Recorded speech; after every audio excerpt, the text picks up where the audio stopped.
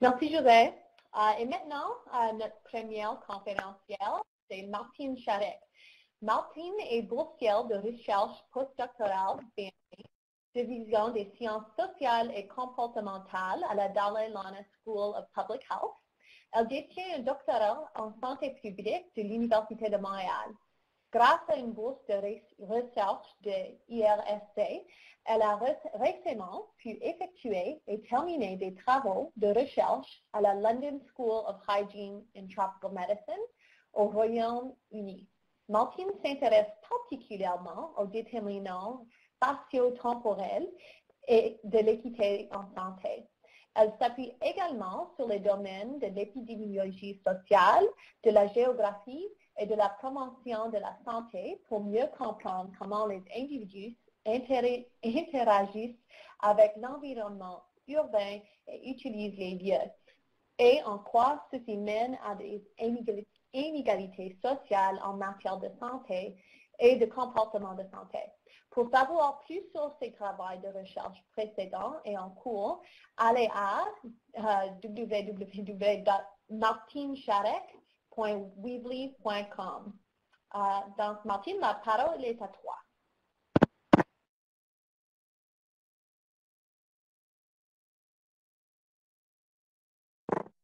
OK, et Martine, je n'entends pas. Es-tu là?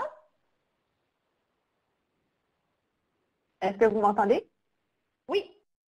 OK, super. Bonjour, donc ça me fait vraiment plaisir de vous présenter aujourd'hui le webinaire en français sur les différences dans les points d'entrée pour les interventions dans le domaine de la promotion de la santé. Donc, mon rôle aujourd'hui, c'est de parler des différents points d'entrée classiques pour les interventions en promotion de la santé, plus spécifiquement de parler de leurs avantages et de leurs limites. Particulièrement, je vais parler des problèmes et des facteurs de risque, des populations et des groupes spécifiques, ainsi que des milieux de vie. Puis, je vais conclure en présentant une approche plus récente, je dirais, qui veut une alternative pour répondre aux limites des points d'entrée plus classiques.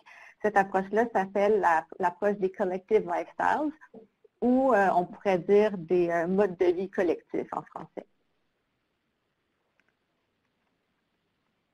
Donc, pour commencer, les points d'entrée classiques en pratique de la promotion de la santé, on peut penser aux problèmes et aux facteurs de risque, comme le VIH-Sida, l'obésité ou certains comportements comme le tabagisme, aux populations et groupes spécifiques comme les enfants, les femmes ou les communautés autochtones, et aux milieux de vie comme les écoles et les quartiers. C'est important de penser au point d'entrée parce que les interventions vont être différentes dépendamment du point d'entrée qu'on choisit. Donc, disons que la problématique à laquelle on veut répondre, c'est le tabagisme chez les jeunes de quartiers défavorisés.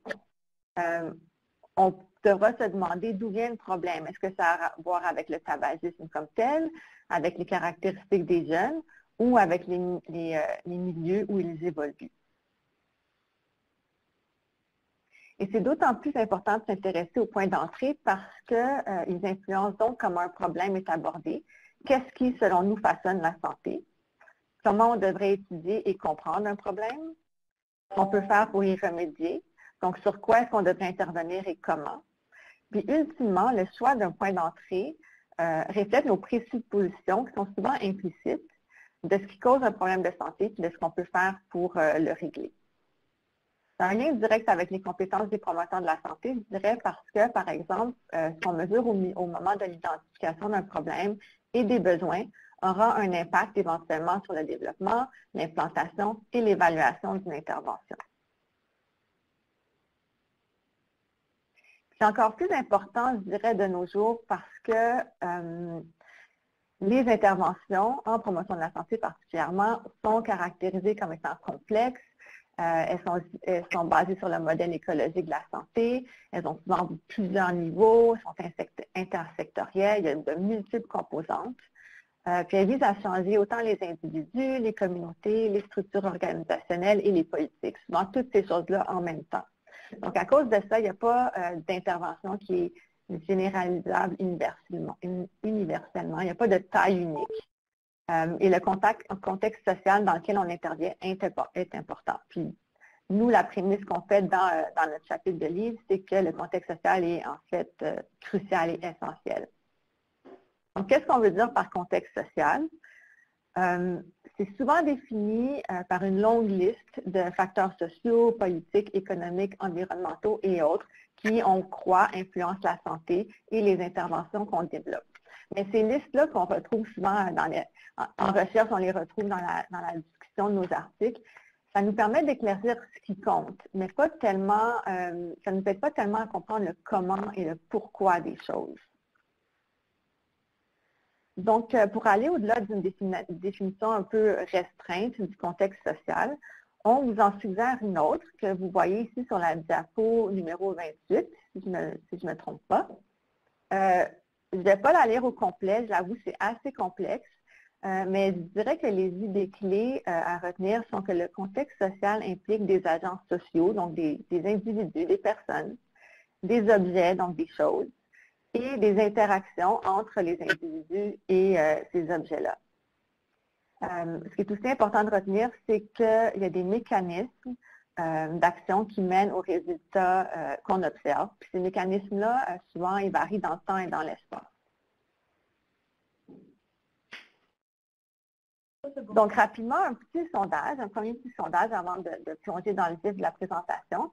Dans votre pratique, dans vos travaux en promotion de la santé, quels seraient les défis liés à la prise en compte du contexte social que vous rencontrez?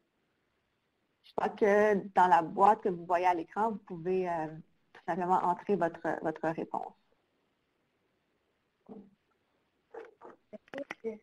Et à la prise en compte du contexte social en santé ou dans votre travail. La pauvreté, oui. Donc, les conditions sociales des populations qui façonnent un peu la problématique. Je crois que la question c'est comme, c'est quoi les défis de chercher les contextes sociaux, pas c'est quoi les contextes sociaux qui donnent des défis, right? Je sais pas, ils répondent comme toi. Ouais, c'est ça. Moi, je pense que c'est juste lié à la prise en compte, comme tous les trucs. Je n'arrive pas à avoir toutes les réponses en même temps.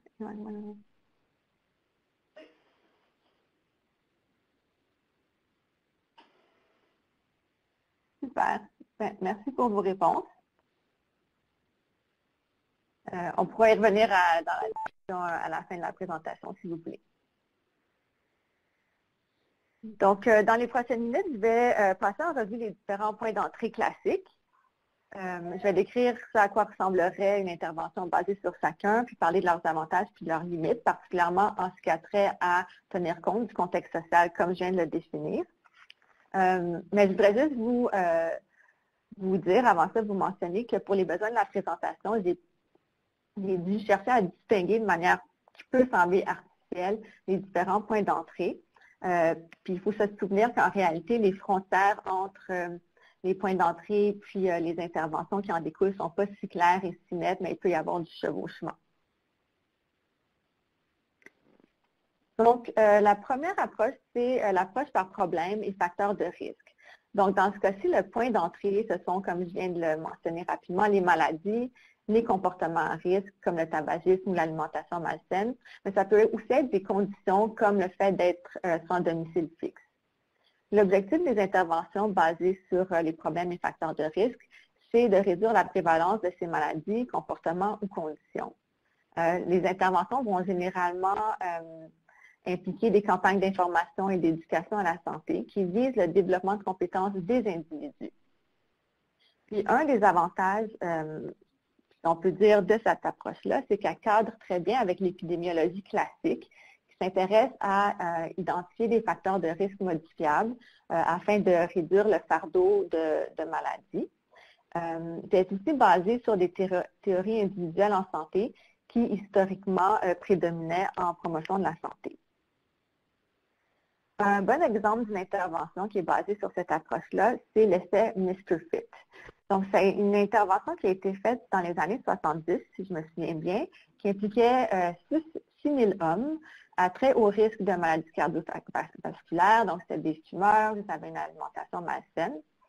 C'est une assez grande intervention, super bien financée et basée sur les techniques de changement comportemental les plus prometteuses à l'époque.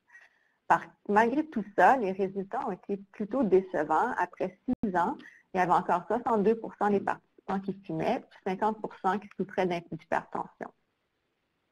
Donc, cette intervention-là illustre quand même bien les limites de l'approche par problème et facteurs de risque en ce qui concerne les gains qui sont plutôt éphémères. Il y a toujours de nouveaux individus qui vont adopter les comportements à risque qu'on cherche à éliminer. Puis ça peut s'expliquer par le fait que l'approche néglige de considérer ce qui met les gens à risque des risques.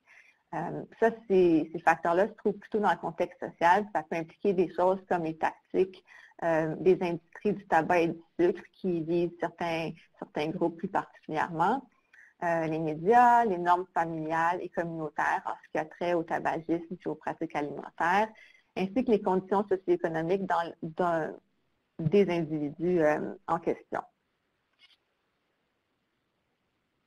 Donc, un deuxième point d'entrée pour les interventions, ce sont les populations et les groupes spécifiques.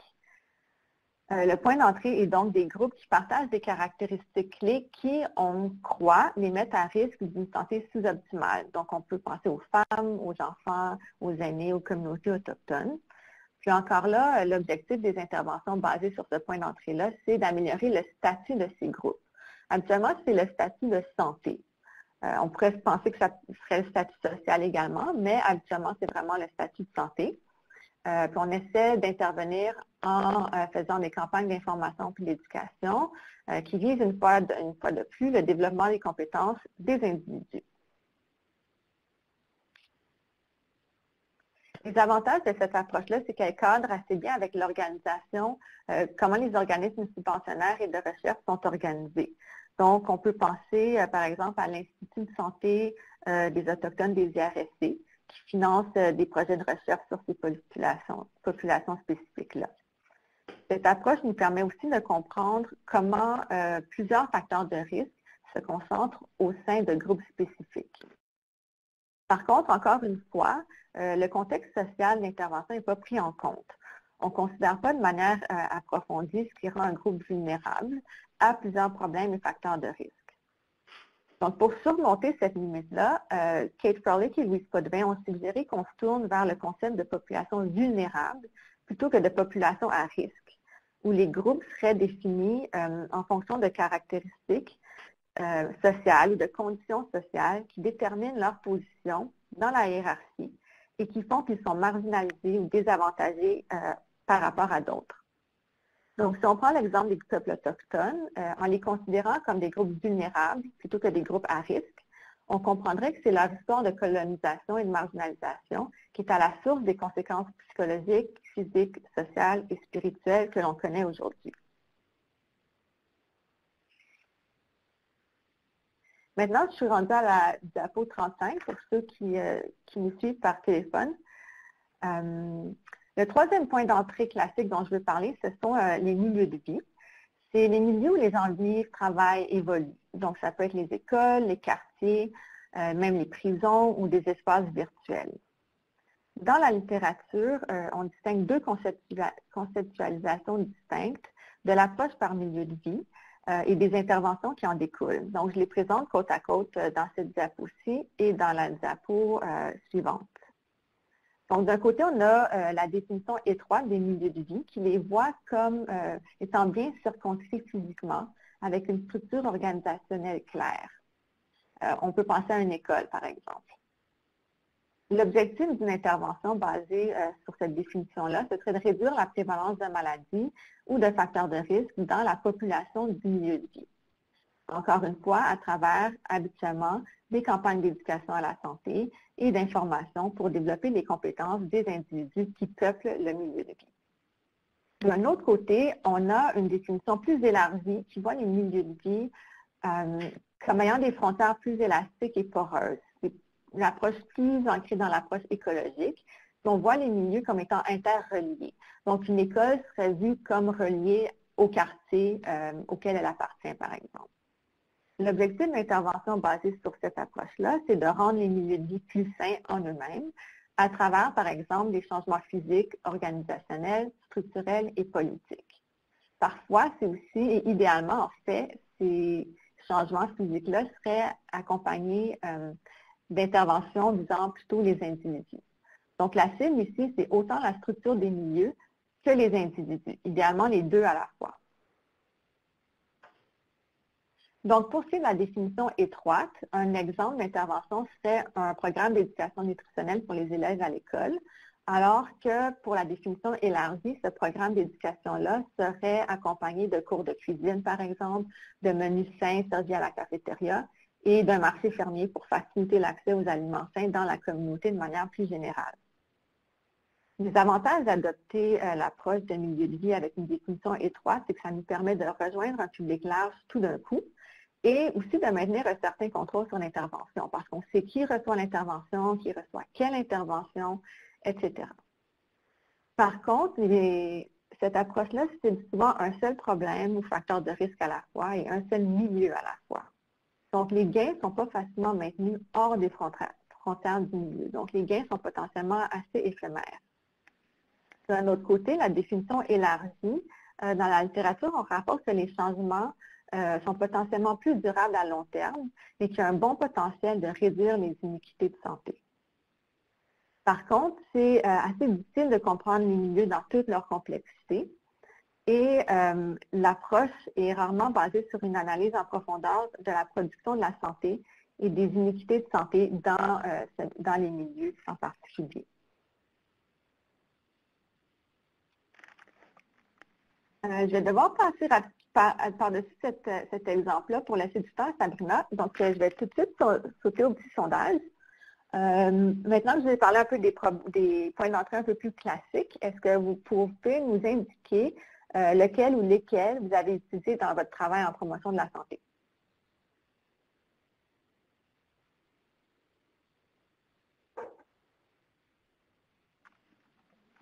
Ah, beaucoup de milieux de vie, définition élargie, c'est bon.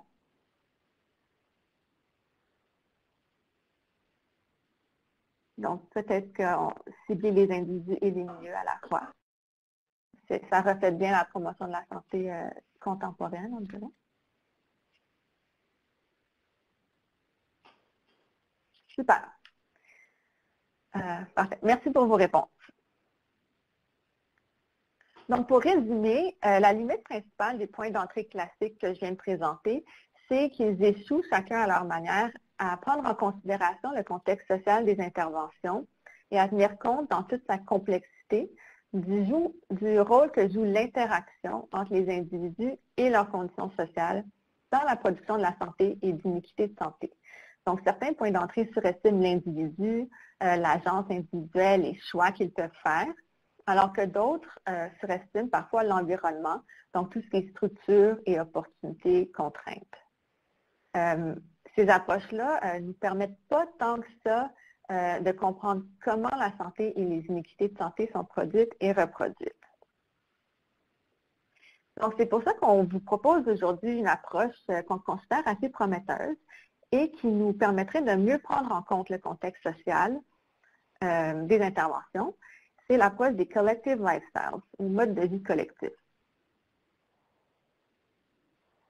Donc, c'est une approche qui a été développée par Kate Froelich à l'Université de Montréal et qui situe explicitement les comportements de santé au sein de la structure sociale plus large. Donc, cette approche-là voit les comportements comme étant quelque chose de collectif et non pas d'individuel. C'est similaire à l'approche socio-écologique, mais il y a quand même plusieurs particularités additionnelles à l'approche des collective lifestyles qui en font un outil vraiment unique, je dirais. Donc, la première caractéristique, c'est qu'elle s'éloigne des théories comportementales ciblées sur l'individu et emprunte plutôt aux théories sociologiques contemporaines. Elle voit la structure sociale, donc les conditions sociales comme les normes, les ressources, les politiques, comme façonnant les pratiques sociales, donc les comportements de santé, qui eux-mêmes, à leur tour, façonnent la structure sociale. Il y a un problème avec mon petit diagramme à droite. Désolée pour ça. On voit aussi qu'il y a des iniquités dans la structure et dans les pratiques sociales et la relation récursive entre la structure et les pratiques est explicite dans l'approche des collective lifestyles.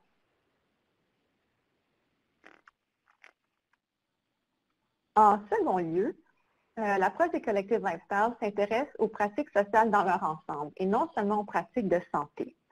Donc, ça nous permet de comprendre, par exemple, que des iniquités dans un comportement de santé comme l'activité physique peuvent découler, entre autres, de normes locales qui font en sorte que certains groupes sociaux n'ont pas l'opportunité d'utiliser un parc de quartier pour être actifs. Ou bien que des iniquités liées au tabagisme découlent d'iniquités dans la possibilité de respecter les lois anti-tabac. Le respect des lois anti-tabac peut être plus ou moins facile dépendamment du contexte du quartier dans lequel les gens évoluent et habitent. Donc ça peut lier à des iniquités dans les pratiques ultimement. En troisième lieu, l'approche des collective lifestyles met l'accent sur les facteurs structurels qui contraignent ou favorisent l'agence et le changement comportemental. Donc, le simple fait de créer des opportunités ou de mettre des ressources favorisant la santé à la disposition de tous n'est pas suffisant pour que les individus adoptent des comportements sains. Ils doivent aussi être habilités ou empowered pour en profiter et s'en servir. D'un autre côté, ça nous permet aussi de réaliser que les individus ont l'agence de surmonter les contraintes. Par exemple, il y a une étude qui a porté sur l'accès au parc en Nouvelle-Zélande. Les auteurs ont rapporté que des résidents d'un quartier où il n'y avait pas de parc de qualité n'étaient pas pour autant affectés parce qu'ils rapportaient prendre leur voiture, par exemple, pour aller à la plage ou à un parc situé un peu plus loin dans un autre quartier. Donc, les gens ont quand même la capacité de surmonter les contraintes quand ils en rencontrent.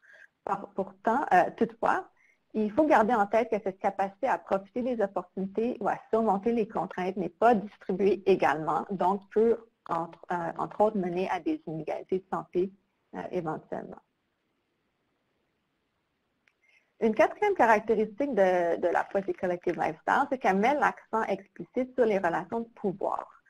Elle reconnaît que les relations de pouvoir façonnent la distribution inégale des issues ou des outcomes de santé, ainsi que des comportements de santé entre les groupes sociaux. Et ces relations de pouvoir-là créent et supportent la structure sociale et la distribution des opportunités des contraintes auxquelles différents groupes font face. Donc, la distribution sociale des problèmes et des comportements de santé est finalement l'image miroir de la distribution des processus sociaux comme la marginalisation et la défavorisation. Puis, finalement, une cinquième caractéristique, c'est l'importance de la réflexivité chez les chercheurs et chez les praticiens en promotion de la santé. C'est important pour les chercheurs et les praticiens de reconnaître qu'ils sont des participants actifs dans la création du contexte social et qu'ils sont aussi des acteurs importants par le pouvoir qu'ils ont d'influencer ce qui est étudié, sur quoi on intervient et comment on intervient. Pour rester réflexif dans nos recherches, dans notre pratique, on suggère qu'il est nécessaire de rester autocritique, de remettre en question les prémices qui sous-tendent notre travail, puis que l'on prend habituellement pour acquis, et aussi de reconnaître les effets attendus et non attendus de nos actions, ainsi que leur distribution sociale. Un dernier petit sondage avant que je conclue. Comment pourriez-vous intégrer les caractéristiques de l'approche des collective lifestyles dans votre travail sur l'équité en santé?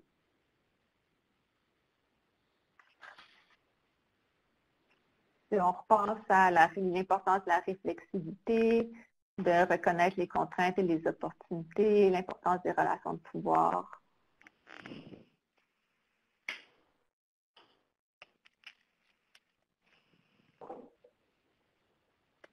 Oui, je l'avoue.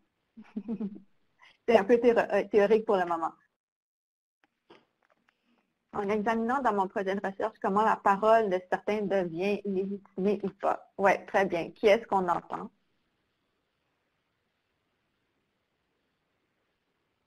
Qui est-ce qui est représenté et qui est présent à la table quand on développe les interventions?